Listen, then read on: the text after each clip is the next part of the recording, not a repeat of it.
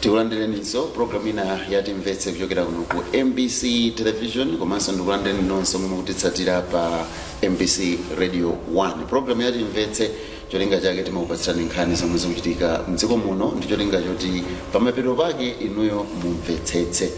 Dzina langa Blessings Chileuka, timapanga modelemu ndi akuluakulu omwe timabwera nawo program ino. George Kasakula ndakulandirani lero. Ziko mkwambiri. Komanso Humphrey Mvula ziko mutiti limodzi. Ziko mkwambiri. Osewala Kevin Mpekasamu lero omakwanitsa. Ziko mkwambiri. Ziko. Ngani yathu yaikulu mtsiku la lero lino, dziko la Malawi linadzidzimuka dzulo padakhala zokambakamba kuchokera ku chipani cha DPP mwanalemba kalata kupita kwa president wa dziko lino kuti alongosole kuti chifukwa chani Markford Somanje sanawasankhe kukhala mmodzi wa mamembala a MEC kukhala commissioner wa MEC. Nde anthu akudikira mayankho kuchokera kuboma kuti chifukwa chani zatero kunaphulika dzulo nkhani ina yonena kuti olemekezeka Somanje degree yomwe ali nayo ndi ya feki, manena kuti feki chichewa chomveka bwino malingana ndi a UNISA University of South Africa ayikana degree imeneyi. Nkhani za madegree ma certificate zikukhangati zikunga zovutavuta akasakula amene mmayembekeza kuti yankho likhala lotere atalemba kalata mukhitu nena kuti alongosole akubomba chifukwa chani sanasankhe Somanje. Kuti nene kuti ndimayembekeza kuti yankho likhala chonchi ndiye kuti nunama pano komano zitadziwika kuti yankho lake ndila choncho sinadabwe yayi. Chosadabwira nchakuti chipani cha DPP kapena nene kuti president wao Peter Mutharika tingoti DNA ya chipani identity ya chipani cha DPP pali kanthu kena kamene it's part of their DNA ndiwo crookedness kapena nditi lack of integrity kapena nditi moral uprightness. Sama samara kwambiri za moral uprightness, samara kwambiri za integrity. Iwowo enemies is justified as long as you get to the end. Chimene chingapititse ukhala mboma wangakhalamo upanga zimene akufuna bola zimene zofuna zawo zikwanitsidwe samara. So njira iliyonse akuzogwiritsa ntchito kuti apeze zofuna zawo, whether njira imene inokhoza kapena it's morally wrong kapena zikusonyeza lack of integrity, iwo zibe ntchito. Let me demonstrate kuyambira nkhani yomwe iyi. The individual involved anakhalapo director wa NRB mdziko muno, and I'm sure kuti kumene kwanamulemba ntchito using this same certificate that this government using higher education agent apeza kuti it's fake and I get degree aikana. They employed him and he was working in our system as our director ku NRB National Registration Bureau. So sana zione zodandaulitsa adivi, they didn't even check kuti masukana munthu kuti lowe ntchito. Let's say leo DG, I want to be DG of MBC. Ma certificate yanga amachekedwa ma university amene ndachula amachekedwa kuti what university is this, are they accredited by INCHE? Ngati sala accredited sungalowe ntchito ya boma kwina kuliko system ya boma sungalowe. Actually boma is the most stringent way of checking ma qualifications anthu. Ananena kuti ulino kuti bungo lilo saboma or ministry or department or parastatal ili ni malamulo yake wakuti kudukhale mtsogolero bungo limene these are the minimum qualifications and bamayika ba departure kuti these are minimum qualifications. If you fall short sungadutse ku shortlisting. For shortlisting samakuonani all they see are your papers. So is this university allowed, is it credited in Malawi? Out. That's what they do. Now, to imagine this gentleman worked with NRB, it means ushotikati unambira kumene koko, lack of integrity unambira kumene koko. Then today, President wa DBB appoints the same cabinet, nominates, not appoints, nominates the same person. Could a president ambanga appoint a commissioner was sanko. The same person that didn't have has a fake qualification. Then they have the audacity of asking. In other words, I'm a esa. Let's still try our hand. No, we don't believe Amaziwa. They thought maybe a president Angogana could be basi. When the president had done his homework through his office of the president of the cabinet, had done his homework and said, no, not this one has a fake degree. Understand?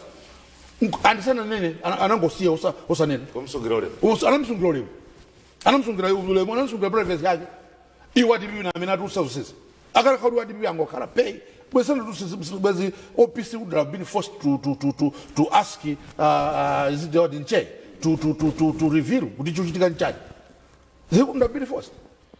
Why? Because Mudibi Mulibe integrity. In fact, as we speak, APM is surrounded by crooks. I'm not national different for crook.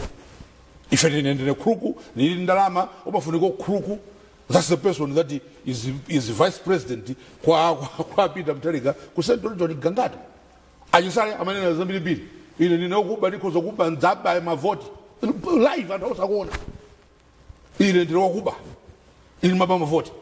DVO inaba disanko budget 2019 tosine kuzio. Ask tell me DVB. I mean agula DVB. Very few have no issues. My certificate onde uragangada ao certificate yao ilukoti ajisale certificate yao la kuame ho career kuame ama disochezera zicho kuti ini ndali silikali ne muona it was based on a fake certificate ukala our defense force with a fake certificate.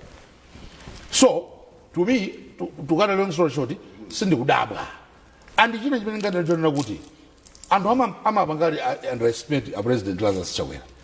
I'm a underestimate kwa big. I'm on the Robert for no fatter, for he is a morally upright person, near Azim Panga underestimate. My own interview, I guess so. Going about social media, Vice President Dagala Chirumpa. The way he is talking about the president, Monyo Godola, Modani, then Managut, what do you want to engage Rumpoigabo, would engage President Roigab. A Malawi, but in hand, Modamara and Sankajo, President Usia Lazarus. And then he goes on a public podium and starts talking in very bad terms about a sitting president. So to me, people underestimate Lazarus Chakwera. I'm a bang underestimate. Therefore, maybe he's going to make a mistake and still appoint him. And then they have the audacity of still I don't know what a president Ango San Hawio, what will it Dr. Fabiano, Ndiana Janad Baja, Fune, what will it but they have the audacity of saying Tenti Shoshe. Hodi Munari Kosovezrabo, Chishoti, Zigamba Sanko, Hudi Sanko, Sienda, for that, and now Bicho Nawatu, Tenti Shoshe. Because that's what they're trying to do. They were trying to paint the president in bad light. Without president, Sana Musanke Mutwatu, I didn't campaign Pasa. After Mugomishoni, Mukale and Ocheva, more than what is required from us, didn't Shoshe. Now, who has an egg all over their face? I mean, they are crooks, they are people of no moral uprightness in Indani. So, my own. Because at the end of the day, they have just exposed their person. Their person is a crook. He has been using a fake certificate all these years. We don't see the pop. Azanga awojezepo. Akasakula akambapo unena kuti sana adabu ndisomwe zachitikazi amvula kani munayilandira bwanji. Ine mwene andisi anakonda kasakula pang'ono. Ndinadabwa. Munadabwa. Kuti the whole machinery ya DPP, chipani cha DPP, iwo ajanditu kupeleka zina la mtu osapanga opanda zoyenera kwa ndukale commissioner pali zofunikira zimene umena kutupa ukale nazo. So iwo kuzorowera kuroza manthu iwo during nthawi yawo anthu samapita ku interview ya amango achula iwe kakale apa iwe kakale apa iwe kakale apa muntu amazigulisa yeka ine bwana ndi masters ndi chakuti ndi auya ikakhale pamene pacha samafunaso samadziwa kuti pamakhala ndondomeko yoti zimakhala bwanji. So apapa ineyo ndinoona because ndizimene amakonda kuti achite ndi apa Markford iwa Somanjewa anakhala director wa NRB pamene NRB panthawi yacheyo panali zochitika zambiri zokumva kuti akulembesana zina mashine akusowa chani zochitika zambirimbiri kuthandiza kuti siyana alembero panthawi yawo, meaning therefore anana maso andikuti tikati tisatire kuchipande cha DPP ambiri anthu ali ndi kavuto kamene koko kufuna kalowa ntchito ndi maphunziro a fake chifukwa anthu ambiriwo kuti mwina angakhala amene alipo akuluakulu awo kuti liyambe kutchula mmodzi tsiku lero mwayi wakeso George ananena kuti kulibe defamation yapakamwa iye sitimangana criminal ndeti zingarana pa sifu ilipo iwo ndeti zikayima ukutuku sakumanga vingwe kuti inomuona zoona is defense ya defamation. Yes. Ngari choona asumanja ni fake certificate zoona nche yanena so mbonulip so nena kuti ambiri alibe amakonda kuika anthu amene alibe ma qualification nawo upeza kumene kuli ma PhD K of Jerusalem University kuli ma PhD ena ndi ena kuti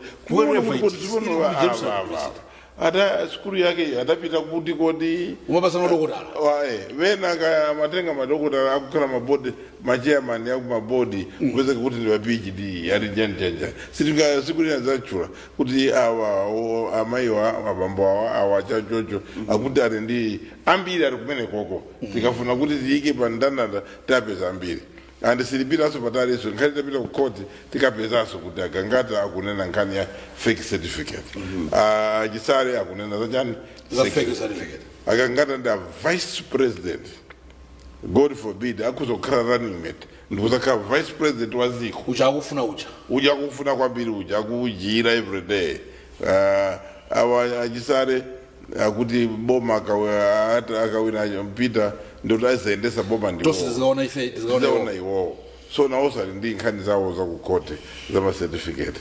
So this is not sinadabwe kuti anthu wa tikasata ambiri kuti wasatire ndimatijani chizungu chake chijate wasata ndicho bwino due diligence tikapeza kuti kuli milandu yonena kuti anakhala pa mpando anakhala paja maboza because they really don't care to them zimafuna kupasana these things are about kupasana and ngati munthu wina wamwalira pa mpando wina amachita kuika pa queue kuti azakhala wina ndi uyu they don't care kuti aziwe kuti yayi and that's where the pain mkwiyo ndimene wabwerera because some of the people amene anakhala they are not in this position zinakhala zokuti panopo bora zimakhala kozabwino where people go for an interview. Even the simplest job, yoga koza kuchipatala uko, amapita ku interview. Apana banga advertise position, akaguba. Immigration. Mukuziwa kuti azatu tawe mene pantawe yao, ipena mende se aliyesa bwera list ya maina ntumba. Ukapeleka umene ujamaa upeze kuti muntu walembedwa. So kuli konse every job, if you went back and checked kunalibe zoti munasara so sinadabwe because that is what they believe in kupanga zinthu zopasana na zoti tidiye zinthu tiba so sinadabwe koma chimene chinandidabwisa is kukhala ndi courage yotenga munthu ngati Markford Somanje akakhale commissioner wathu courage mtima wonena kuti Somanje osakhala ndi maphunziro oyenera afuna munthu uyu azikatiyendesera chisankho ndiyoti mtima wake ngofuna kuti zinthu zija azibudure apange za politics so see he owes them a favor kuti ampasa ntchito ichi that is where I said sipona Peter Mutharika wa professor of laws proven leadership this is ukhalabwanji koma nkutheka kuti mwina samadziwa No. That is not true. Palibe, I mean, in the NF Timawanas when I'm a member WhatsApp group, there's no one who's condemning Somanje. Could what is Samanyaz? I wouldn't intend to support Somanje, will stand by him. I mean, meaning that is what they are preferred to. And there's no way any good party or any good organization puts forward a name. Montujaso Maitana, Namfusa, they have their own way of finding out due diligence, carrying out local due diligence. Kupanga Kupanga check. And I don't think it's a the good Samaziwa. And to prove some good Amaziwa, Secretary General Nandi Pav, you're in Bakata Kopisi, Mamsi Rangi Montu. Because it means that the Amadaba would the Amatadara just to create a smoke screen. Could Ashtan Kaza, Afunabuda, the Chepesere. And I was surprised with the value of my commissioner. Komasama Banka value, the many my commissioner, Ajamajit, Zandabu, so could Funa Karima commissioner, Wow Karemo, Komasubano, Zvena Machita, Kumenako. Ari benazo chito because the kupanga question as mathematic can the jani kile jose this is when umwe wa Fabiano anapanga now so therefore so amaziwa it is just putting pressure kutacha kwera aoneke muntu oipa he is unfair. He didn't want to ask if the Karima Commission na atatu ndi angofuna Karina wili kabwanji ndi amangofuna chibonge basi ngofuna ndare. So for me, the individual Samanyazi, personally, I got Mark for Somanje because his career, if he has any career, it is damaged. He cannot walk anywhere to look for. Many other persons Chito in future, Gatangaza Bede, Mositi Mwe, Koma at least Achi Samanyazi, Anao, Aziwa, Kudabambato, Aribe, Mabeba Okwanira. This person is parading himself, masquerading as a Mondopuzira, Komasari or Anamaba. So Kunama, Sikwabuino, and it is best without Sokol. As George has said, it shows Kuti Japan DBB and Raja Amakurupira, Kwikamozindo, are fake. And for them, Bora Zadusa. And they don't care with the Chikachirikan. And what is more embarrassing is Kupanga na Kumbariku, they just support Kuringakari in Jarakwika, the Panga support Kurinachabwin. I'll stop there first. Chabwin, Pegasan. Kani Dimini, Munazimuka, Kabena, Monogoti, the Mesma Kalida, Barina. Sinadab. Sinadab. All one. Sinadab, all one. Chifaka Jawuri. Zambalia kuvulala kumene munaka Somanja vulala amvula gamba za zinazo authenticity ya certificate yao umboni ndumene yao akasakula gamba koma nofani ngwakumbutsa Malawi kuti mukakumbukira chisankho cha 2019 I think 2019 Amakford Somanje anali wankulu wa NRB ndi nthawi imene kunachitika zinthu zosokonekera ku NRB. Number one. Number two, abanga council chisankho Amakford Somanje ali wankulu wa NRB mpamene daona kuti ana ang'ono amakalembetsa ngati ali ndi zaka 18. Zimenezo ndi za faith ukhuluku andimvetsa kuonjezera pamenepo nkhani amakamba George ya kukonda kupanga zinthu with no regard of the law.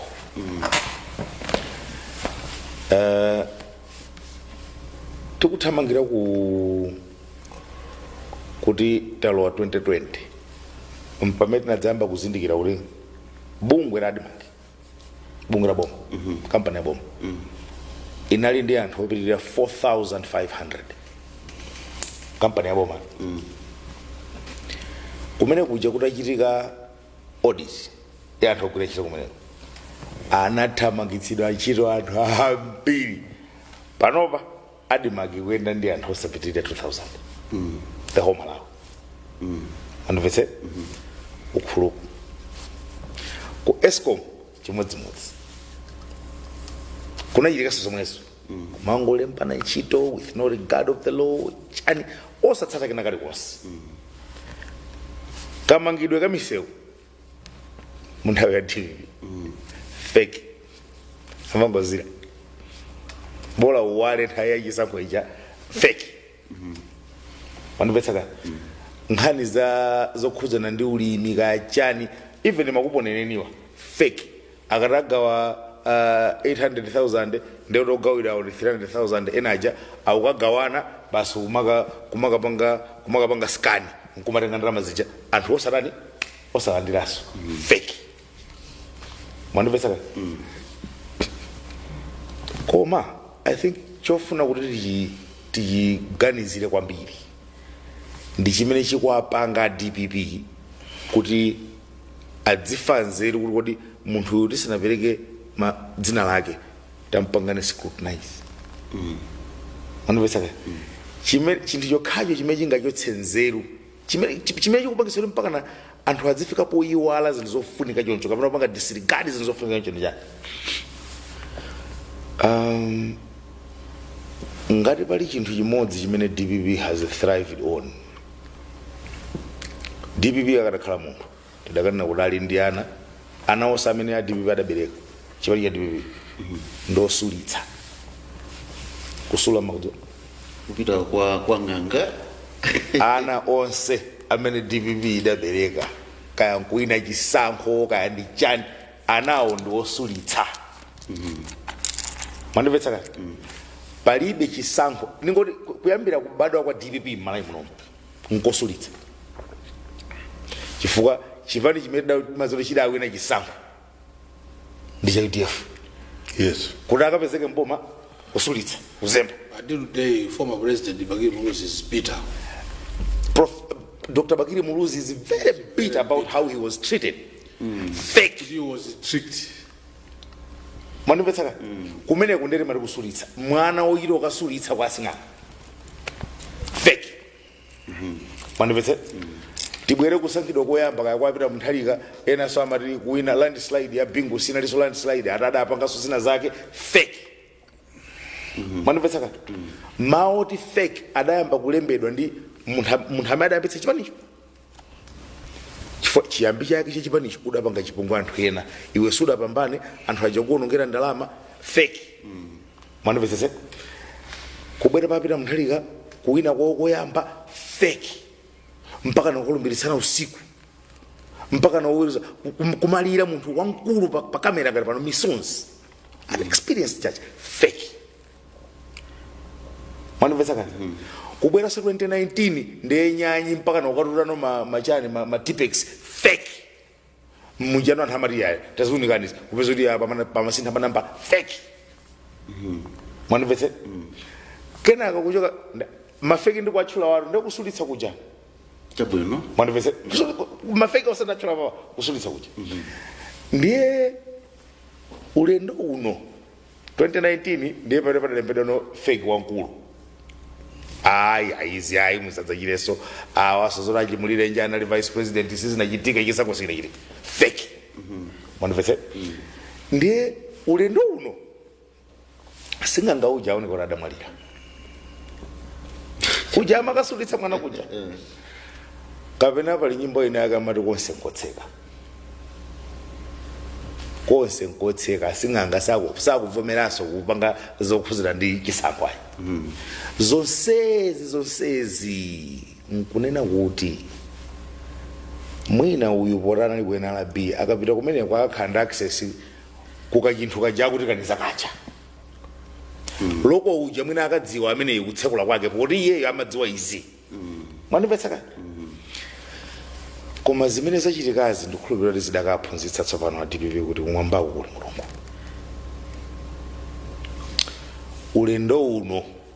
ulendo uno ngati Malawi sakuona ine ndikuona mulungu muchilichonse chimechitika Malawi muno chifukwa sitingati zaka follow zapita zomwezi taononga. I'm not sure how much we spend on an election. Koma chifukwa chachibwana dziko lino lidaononga ndalama zimenezo double. We could have avoided that. Manipesa kaganizidwe kake ndaka fake chilichonse kumangopanga cha fake, no regard of the law. Manipesa ndelero bali yano amaraka alowe apa kukanika kulowa iye asomanjei was just another way of getting themselves and their intentions into the inside make. Manipesa kuti titani kuti mpaka na akuyesera benjira zambiri mbiri kuti apezekebe kuti kachinthu kamene kachi loko uja mpezere makiya mtsakule. Chifukwa chake palibe njira imene DPP ingawinire chisankho m'Malawi muno kupatula kubera sizingatheka. Statement iyi akakumva kasakumva koma they know this is true. They know this is true because there have been assertions DPP has never won an election honestly. Sizingatheka koma zomvetsa isoneza kuti machitidwe amene wawa ndamene fura akhalitsa akuchitika mdziko muno. Ana amene akumaonerawa, ana amene akukula kumabadwa kumono rose matheka ukabazi matheka zikati ro matheka zasanduka ngati chikhalidwe kwa ana ena ambiri. That's the threat that this kind of way of running governments or institutions or elections has. That's the bearing it has on citizens. You start teaching people and hamambo chiona ngati it's a way of life. That's the danger. Manipesa olomurati muone lero ndikumaona anthu ena kaya CSOs kaya akamayankhula basi kumayankhula zichewa zina zake zoti munthu wankulu samaina kuyankhula iwe chakuti. Okay, now let me get back to another disease that this brings. Ndijama ikamba George yoti tinaikamba konsonkhani imene kuti chifukwa yoti tikufunitsitsa we have too much entitlement kuzotenga munthu kuti masertificate yake ndabodza kwampatsa ntchito yofunikira ngati manager yoyendetsa chisankho cha dziko, chisankho chimene chiri kusankha mtsogoleri wa dziko, aphungu a nyumba ya malamulo, basi mufuna mudzipiritsa munthu kuti certificate yake ndi ya fake. The other danger ndionena kuti kutsogoloko tidzakanika olota kuti takonza zinthu ngati mmene akukonzera mu bweretsanso makampani ena tidzakanika chifukwa generation imene dzapanga inherit zimene zija ndiyomwe imene mukuiphunzitsa pano pai. Manipesa so we as a country, as a system, we really need to have a mechanism of getting away and completely deleting this mentality from Malawians because it's a very dangerous mentality and we don't seem to have learned the consequences and how much we have lost. Tukanga siri kuphunzira kuti machitidwe awawa zinthu taluza nazo zinthu zingati pa dziko. How many billions of money have been lost? How much character has been eroded from us chifukwa machitidwe awawa? Ndipo kuti anathu amene akukula mu environment imeneyi tikuganizira kuti adzayendetsa dziko lino lomwe mtundu wanji kutsogolo. Manipesa so ndizomvetsa chisoni kuti zonse zidachitikira sanaphunzirebe koma akukakamirabe kuyenda njira imeneyo. Ndine mawanga amalize ningonena kuti mwana akalirira nyanga asati msemere imfotereko. Chabwino. Mr. Kasavula, nkhani imene iyo moving forward tiende mutani mwina mutokanka advice to DPP komanso your final message pa nkhani imene kwa Malawi. My advice is not going to go to DPP. Advice yanga ndiya kwa Malawi. Ndipo njotere Malawi dziko lino tisalibwezereso m'manja mwa makhruku. Anthu awawa sakubisa khalidwe lawo ndipo sanasinthe ndipo izizi zikuchitikazi probably mujaonera Kevin ni chauta wa mwamba akutionetsa Malawi kuti anthu awawa sangasinthe. Zoti angakhali ndi audacity yopereka munthu onena kuti kapena kulimba mtima nkupereka kwa president munthu onena kuti ali certificate ya fake. Ineyo I believe amadziwa koma alibe nazo ntchito. chifukwa iwo zamani zija chimene amaona omasulira Kevin unaona kuti amafuna munthu amene akhoza ukaonera system yameki mwina kubera so masankho azindikira kuti sankho sangawine mwachilungamo fasana winepo ndiye iwo chofunika nkubera ndiye munthu amene amafuna akabere masankho. So amalo zimene zaziona kuti Peter Mutharika is surrounded by anthu onena kuti alibe moral uprightness and that even extends to him because he allows these things. For example, Agangada ananena kuti basi ineyo president ndibweresa abusa CCP akunkhoma synod afuna zakuoneni azapange pledge alliance anthu oti wangotenga musika Gangata. Peter Mutharika ananyamuka ni former first lady madam ukakhala pene paja basi pay umalakula zimenezo ine naliso busa ine naliso chakuti chakuti ulakula watu kuti na fake sasibusa. Turned out all those people that were there were not as busa ankhoma synod. Apart from 2 or 3 also nkhoma koso anagwetsa anacho saubusawo. That's what Gangata pulled off.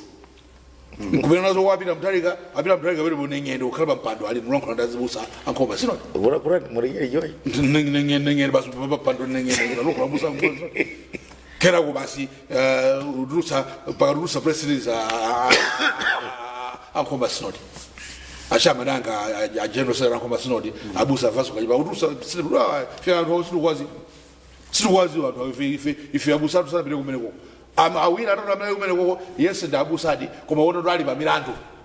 The rest we don't know where Gangata took them from. People say amakatenga kunsika lero bauza inu mkanena kuti ndife chokera ku mpingo wakulusa pamene mbusa wakulusa alipobe anawo kumene koko inu mkanena kuti ndife ni mpingo ochokera kaya kumasintha kochuka pamene mbusa wakumasintha alipobe anawo kumene koko.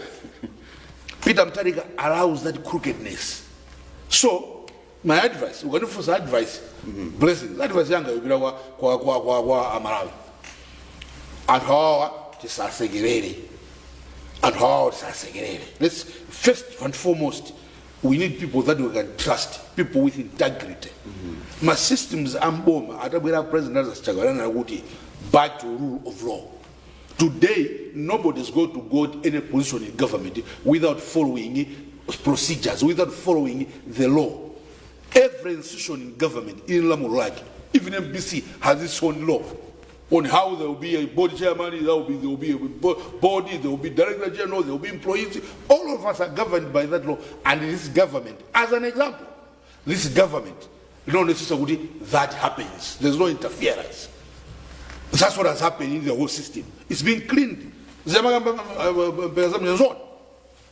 Paracetamol mbili mboma muli people that are not qualified for their jobs. And this is a sign. And they were employed.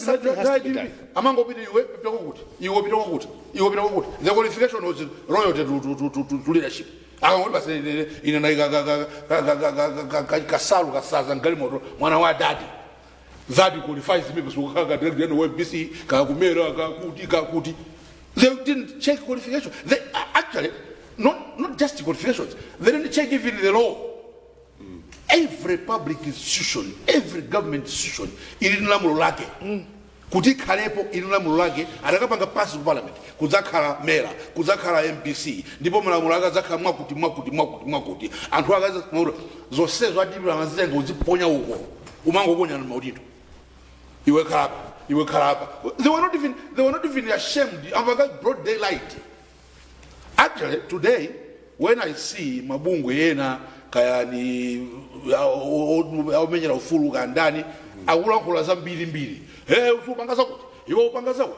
You might have good in your Nali boat, TV. How do you do Marigo fight Samarongo? The Rongola, because Rimorola and the Morongola Limava. And you are taking advantage of that. Instead of, first of all, Ubanga appreciate, yes, it's easy, Talongo Soraniaba. Coma, Tinanishungabo. 90%, 80%, yes, to Uno, Mujitabino. Safuno Gabas Venezuela.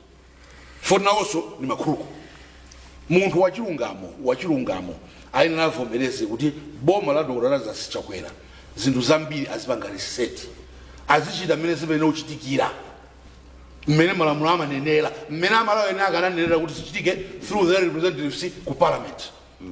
Pazakhala MPC izapanga chonchi, pazakhala mayor, pazakhala admark, pazakhala gachani, pazakhala NFRA, pazakhala izakhala this government apanga sure kuti zimene zili m'malamulozo zitsatidwe. And mwino wake ananena kuti ineyo ndifuna rule of law, and that message, that sermon that he preached inapanga seed. Today, and he has remained constant.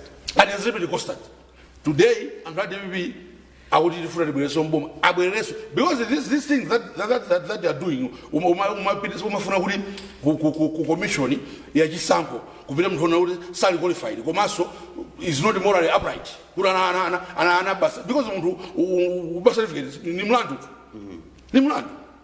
it's because ndio DNA yao, ndio kalido yao, lo mafuna kuti zindu sendele maramulo. Za feki, bola yo zao zaenda.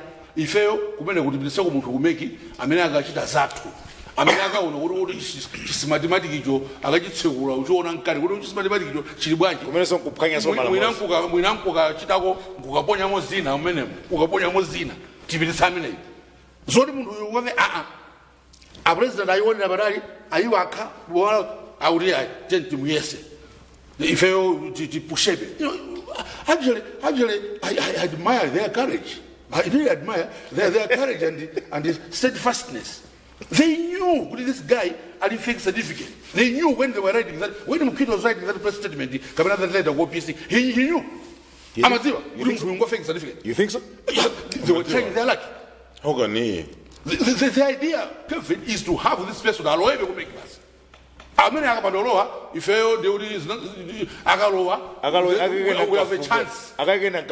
We have a chance of winning. They say, "Oh, go to good ways. Let's push them as far as we can."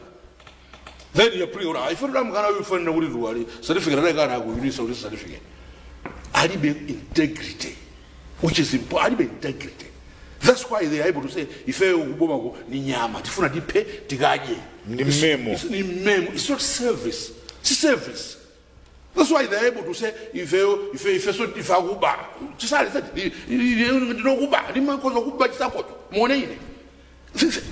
the beauty about this is that Sagubisa. So it's up to us to say,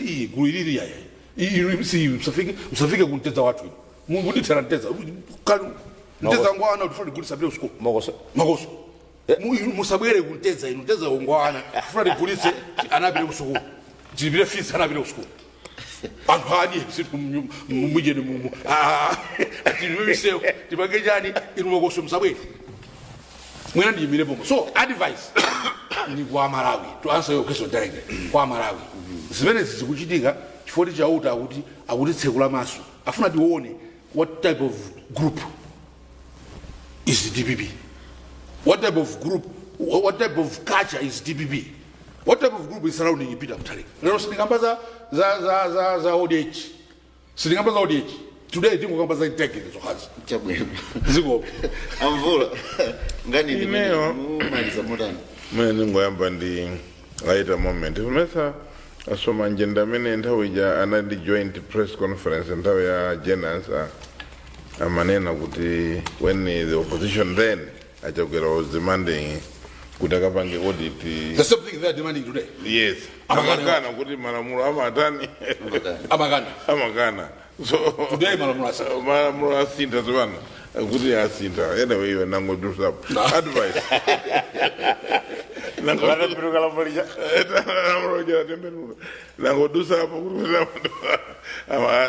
You are now demanding mpaka upita court ukafuna kuti ife mene tulowemo basi nanga bare ya ichabwino tidikira court akanena kuti arowe.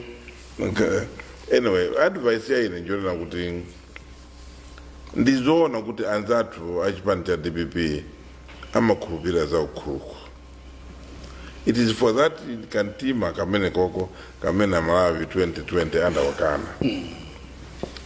Because iwo wanazorwera kuti ntchito timangopasana a sense of entitlement ndi vana anatuwa tiziwayika mumipandomo. So that's why boziwa bwinobwino kuti munthu alibe maphunziro oyenera wakakhala pa ntchito imeneja iwo amakuti basa akhalepo cholinga chonena kuti akati pange favor to give us a good return. And I know yes kandi so manje ndodala mazime pa mtima kuti ine ndikakhala kumene kuja nimazidziwa kwambiri ndikathana nazo msata ndaula yayi. I'll make sure good things will happen mene ine ndikuziwira. So because that goes for a lot of people. I mean anangosanjidwa kani ntchito zambirimbiri zimene zinalipo ka zofunikira kukhala ndi anthu ofunikira amangopasana. And there was no due diligence amangopasana. And then the qualifications were not anything. And sana samarire puri anthu amalawi muno ophunzira ambiri amene kuti akapasidwe ntchito through an open process yoti anthu apikisane. So mwina DPP in retrospect akamapita kusogolomo akanavomera kukanakhala umpingo tikanati mwina kubadwaso masopano. Because most of the things zoipa zimene amachita mbuyo zikubweraso kumapita msogolomo. And meaning therefore sana sinte safuna kusinta, they want to go into government pamene analili mu 2019. So therefore that is there the danger is. No repentance. Sana dusemo popanga repent pofuna kuvomera kuti ife tsopano anthu anatikana why anapanga survey yawo woka anapanga review woka kumene kuti anthu ananena leadership was very bad. Izakatangale kubai jan. But even today they have still said anthu amene ali ndi nkhani zawo zonse kaya zili mkoti kaya zili kuti ayikabe kusogolo. A proper functioning party imaziwa kuti tsopano nthawi yoti tikapange campaign. Masoldiers athu amene amatiberawa timachosa ku front line tiaponye kumbuyo. Tiwine kaya campaign ndeswana tizikabweresa gangata tizikabweresa mkito tizikabweresa jo mkito oso nosa ndinkani zawo zako MRA anagola nabweresa magari moto ma TVN ya mtalika ija magari moto tuzopuma zazikulu mabentre zaza kumpanda kuzaza kumpanda amene mukafu seakuza kuti kana nazo so nazo they are battling because kulimbikira konseko kuonera kuti zinthu zathu zija tinaba zija zimene zili makoti koti kufuna zilande tikazitengeso because tuonjezereso zina. So if you're going to get things like those ndio sizokhala bwino bwino because a proper functioning party imene akumazindikira kuti panopo pamene tupita kuchisankho tikufuna kuti anthu tichapidwe tikhale tichapidwa. We are going to front this party ndi anthu amene alibe ziyangoyango. You cannot front it. Kusogolo fronting ndukanda sogoleri amene ali kusogolo. DPP kuli anthu abwino ambiri wendo amsaka ena onse wambiri mbiri aliko anthu abwino amene japanopo kanapita kusogolo kuchisankho advice ndikwapanga advice amene ndakanayika kusogolo DPP because anthu mayang'ana salesman ngati munthu akugulisa bread yakuyenda mumidzi muja ndabweresa bread amayang'ana kuti akugulisa bread yutani kuti ovala chani kuti akuoneka bwanji wameta bwinobwino mwina wapanga bwanji. So inuyo mukuyika anthu amene sangati kukupezerani anthu ena atsopano anthu aziopa kuona akaona mkito akuchita kuombera futi kumponera andina kuti nangamina ngatendesere ziko agangata nachura yoka kuti ine ndi krukutwini ndi karabwanji ngakari bwino. So anthu ambiri amene asali bwino. So advice please pangani zinthu zabwino, go to people mutapanga repent mutachapidwa and say look this is what we are. China chepesani ukali because panopo mapita pe ku ukali. You know, Markford Sobanje is a bad candidate. What a pera.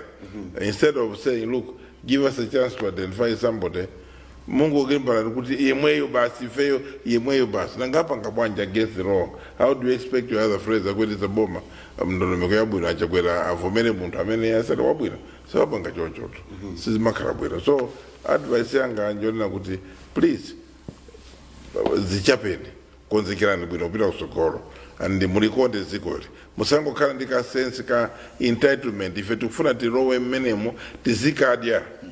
That is wrong. Go into government because you want to serve the people of Malawi better than mwina zimene zachitika pano. Now tiuzeni ndondomeko zanu ata musanayambe tamanga kulikonse tiuzeni manifesto yanu. How are you going to achieve my next milestones? And tiuzeni kuti kodi zimene chakwera kuchita pano zaipa pati ngati ndizoipa zanu zimene mungabwerese iniyo ndiziti zote zikhale bwino. Komanso musakhalenso ndi kamtima konena kuti chitukuko ichi wamaliza ndi chakwera ndio chinali chathu sinali chanthu. Chitukuko cha mboma chimakhala tilereresi mapasirana pano wina apitiriza and president wabwino amapitiriza pamene wina anasiya kuti Malawi asangokhala kutaya nthawi azipita kusogolo. Chimene akupanga plani yeyo ndi zimene anzake anasiya amapitiriza, but then that's chitukuko. Yes. Chabwino ambeka sambo advice yanu ipita kuti amvula kamba kwambiri ku DPP akasakulana kamba kwa Malawi ino maliza motani. Ine ndili malangizo awiri. Langizo loyamba ndila kuti mukamfusa Malawi ina aliyense chimene akulakalaka ndi economic freedom. Ufulu pazachuma. Ndi chifukwa chake muno kuti anthu ambiri amene akukamba za ndale akuyankhula nkhani za chuma ndalama. Koma zimenezo sitingazikwanitse ufuluwo sitiupeza ngati sitiganizira kapena kuyikamba nkhaniyi in its totality. Kodi tikuchokera kuti chidalakwika ndi chani nanga kuti tikonze chimene chidalakwikachi kuti tikafike ukoko kumene tikufuna kuti zipeze titani mwachitsanzo. Tikuchoka kuno tikupita ku Lilongwe by road sitingakafika ku Lilongwe ngati sitoloka mabridge ngati ndi otchoka.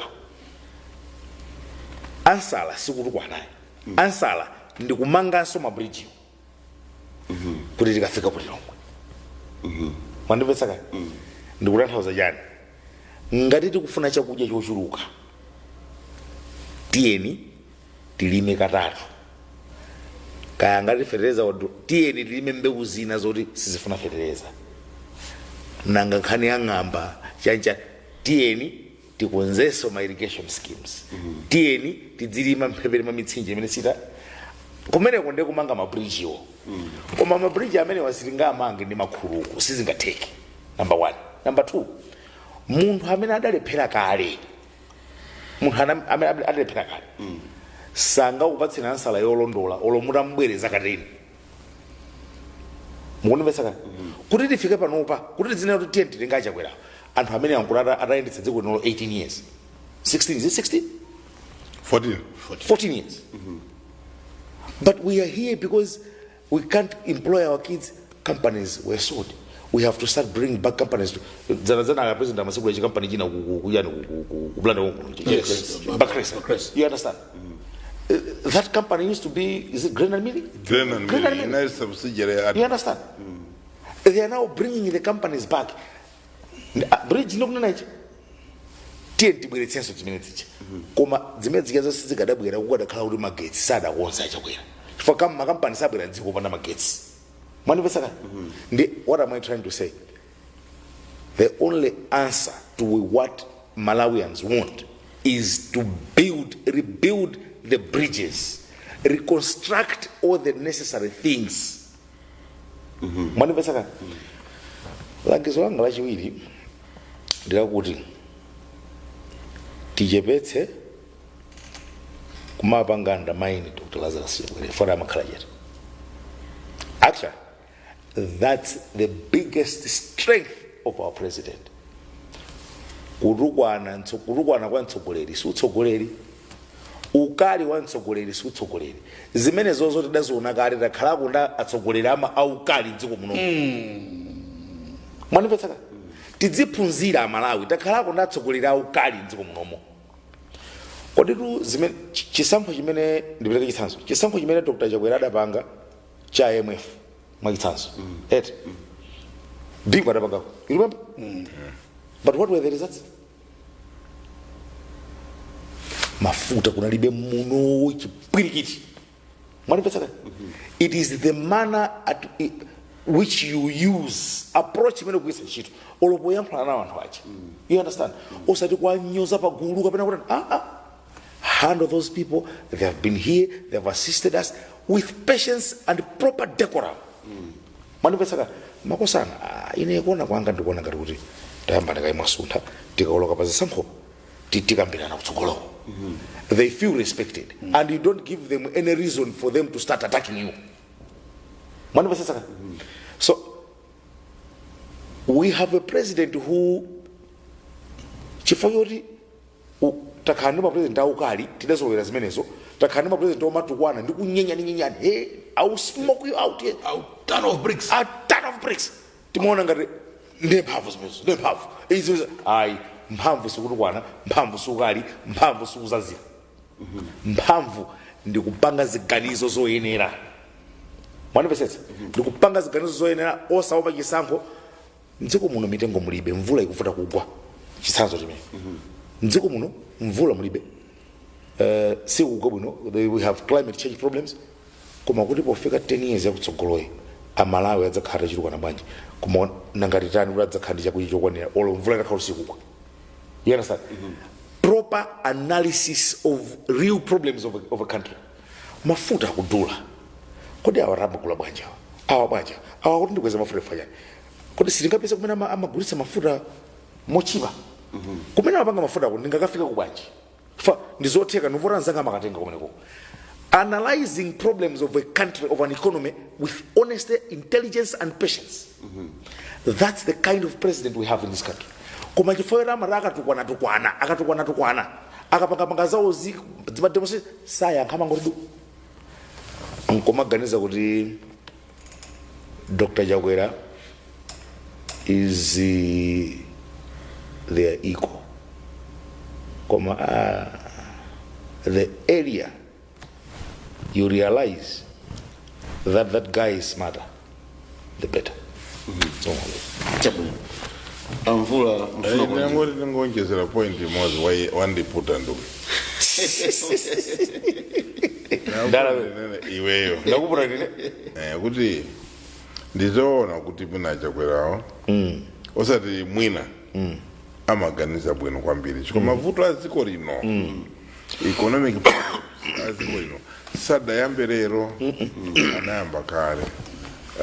The main areas amene zimakhazi kuti vuta kwambiri ndikunena kuti kupeza kwathu kwa ndalama ifeyo kumakhala kochepa kwakhala kukwayo kochepa. Timadalira kwambiri kubweretsa katundu ochoka kunja ma imports ma exports athu amakhala ochepa 1 billion exports, imports 3 billion. Koma rukufuna moyo wapamwamba kwambiri. We have that big gap. Zimeti mata ifeyo zimakhala zuko. That's where I have a problem. Kaka bambe wawate bwanji akuziwa the truth kuti ife timapanga import, our import bill ndi 3 billion. Ndalama zimeti mata panga export ndi 1 billion. Meaning that ka 2 billion iko tipeze donor aid, tipeze chani madola tukabwera kuno tina. That's what we are. Akuziwa kuti tipange improve economy yathu zisowa kuti tiyambireso kuganiza mwaso pano. Kuganiza mwaso pano ndikuti tikhale I mean export oriented. Yes. Tipange produce zokwanira. Komaso ndikandizo kuti ama mega farms abwere. Tipangeso za ATM strategy kuti ATM strategy titandize. So kungolalata kungonena kuti isizi kwenda bwino it's not enough. Doesn't give an answer. We must help tuone kuti ngapeza answer yanji.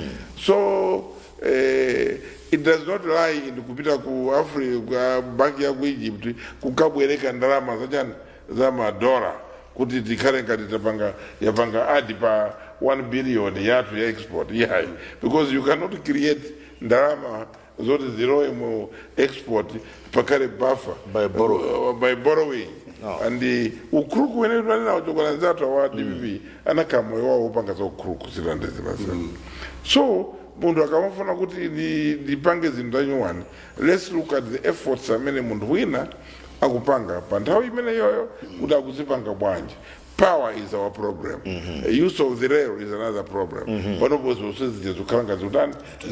climate change is a problem. Find a solution. So my policies are amapanga proper analysis. Chango vuta hapo mwina kuti Ajakwera is quiet. Abo Malawi also is quiet. Silima konta kulongolora uzimea pantima.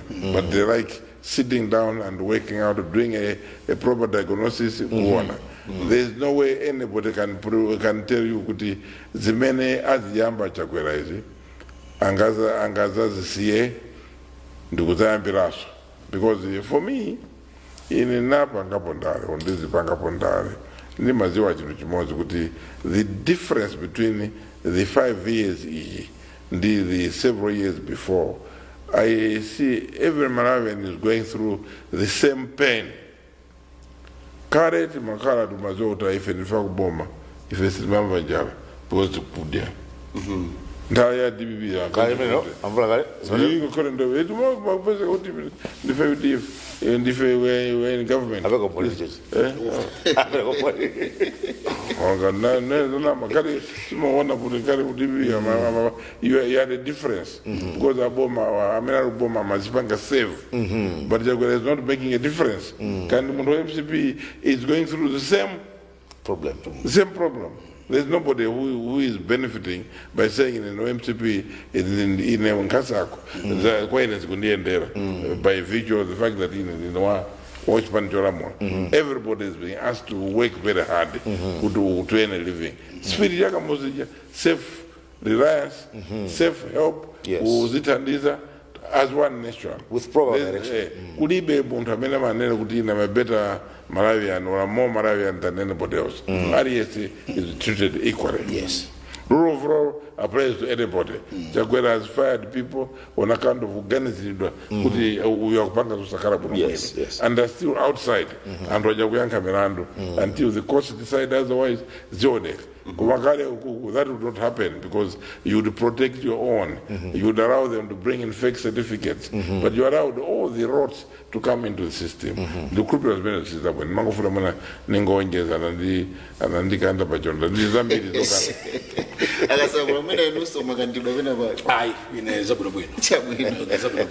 Natukoza sakula kuti munabwera program ineyi itokoze samvula kuti munabwera program ineyi ampeka sambo timayamikira kuti mumabwera tikatere ndikuthokozeni nonse mumatitsatira pa MBC television komanso pa MBC radio 1 tikumanenso maprogramu otsatira. Dzina langa Blessings Chileuka mukoma nonse. Save the date.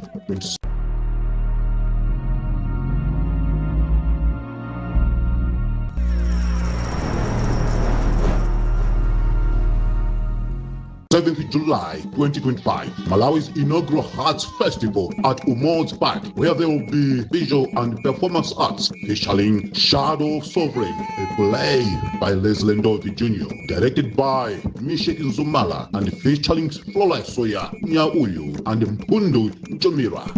Visual arts, fine art, ziboliboli, sculpture, string art, photography, traditional dances, music, children's games, art and dance competitions, and many more. Our special guest, Hollywood actor, entrepreneur, Denim Richards, Zimbabwean Mira Princess Hope Masike.